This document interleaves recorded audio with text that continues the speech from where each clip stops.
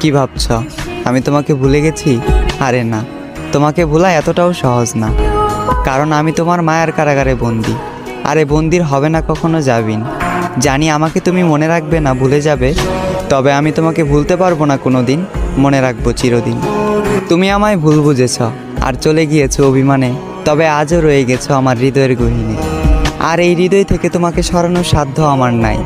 তোমার থেকে অনেক জানতে ইচ্ছা করে, আমাকে ছেড়ে তুমি যাকে চাইলে সেও কি আমার মতো করে তোমাকে চায়? সেও কি মন খারাপের দিনে তোমাকে আমার মতো করে হাসায়? সেও কি তোমার অভিমানের ভাষা বুঝে? সেও কি সারাদিনে একটু কথা বলার জন্য বাহানা খুঁজে?